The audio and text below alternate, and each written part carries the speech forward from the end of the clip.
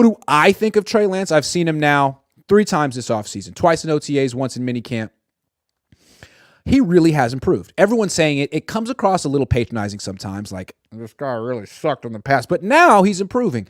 I don't really see it that way, but let me tell you, like, an honest assessment of where he's improving.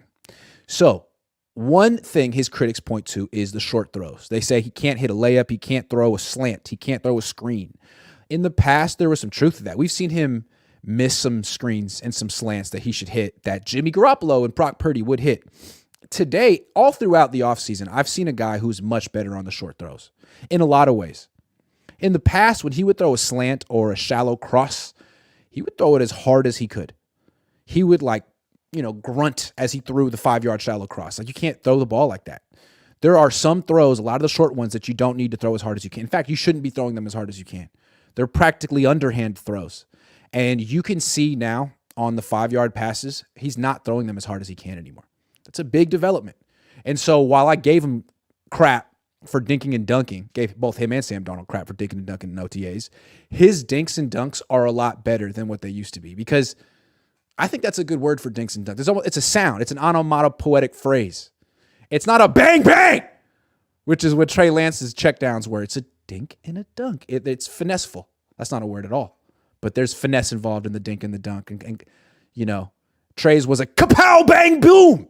So now it's more of a dink and dunk. And I thought he had a 70-yard touchdown pass today that went about 30 yards in the air, 25 yards in the air. But his best throw of the day was just a 10-yard throw over the middle to Brandon Ayuk on 3rd and I want to say 5, okay? Because this is the throw that people who have written off Trey say he can't make, that Purdy can make or Jimmy can make. In the shotgun, 3rd and 5, get the ball, rock and fire. 1 step, slant, no hesitation, quick release. Don't throw it too hard, throw it in stride. He did it today, and he's been doing it all offseason. So that is the biggest improvement I've seen from him just in terms of throwing, the quick throws. He has a nice deep throw. His throws over the intermediate throws are a work in progress in terms of accuracy, although he was hitting them today. But if he can't hit the layups, he's a lost cause, right? Well, he's hitting the layups now. If you are a Trey Lance skeptic, but you're open-minded and you sincerely hope he improves, this should give you some hope that he can now hit, or not, he is now hitting the layups consistently with touch and accuracy. That's good. So that's what I've seen, and it's only been 3 practices. George Kittle's seen all the practices. It's been 7. And what he says is he sees a guy who is much more confident and comfortable in the pocket than the past 2 years. I could see that. And a guy who's actually enjoying playing football for the first time in a long time, which is interesting.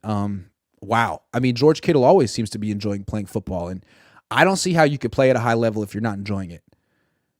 Trey Lance has all the talent in the world, but if he's out there not enjoying himself, probably none of that talent's going to come through. So that's significant.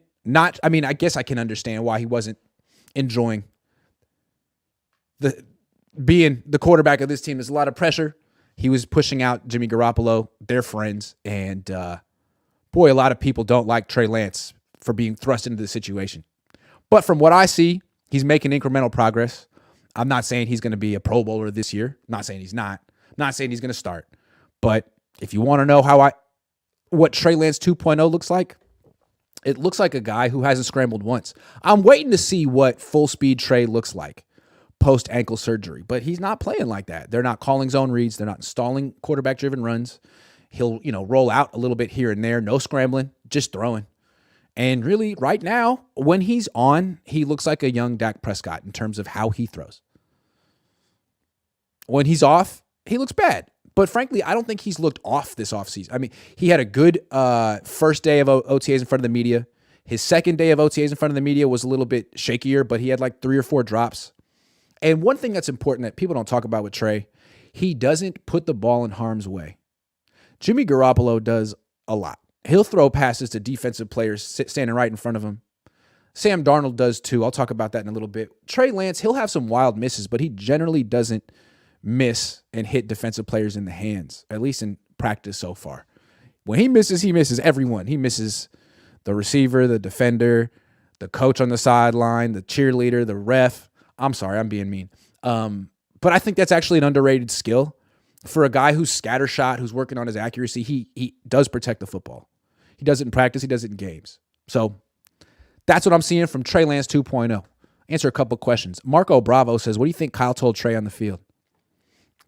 What do you guys think? I'd love to know. It was, hey, man, was it, sorry, man, you're stuck with me for like at least 3 more months, dude. Sorry. You're stuck with me. I'm sorry. Or what was it? I would love to know. Was it something like that? Or were they joking about the last episode of Succession? Matthew Sanders says, is it okay yet to get excited about the deep ball?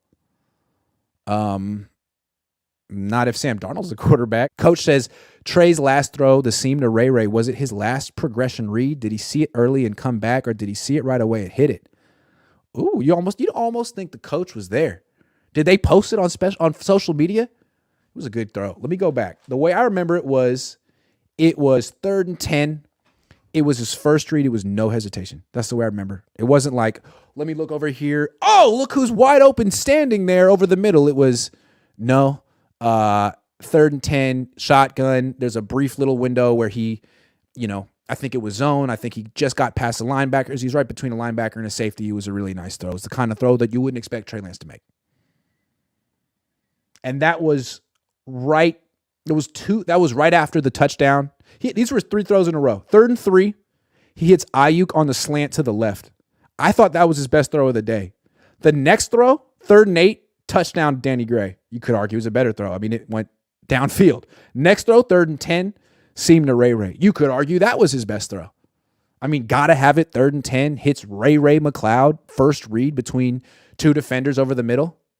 I think that, and again, like old Treylance might not have even thrown that, had the quick enough release to get it there, but he's been in the system.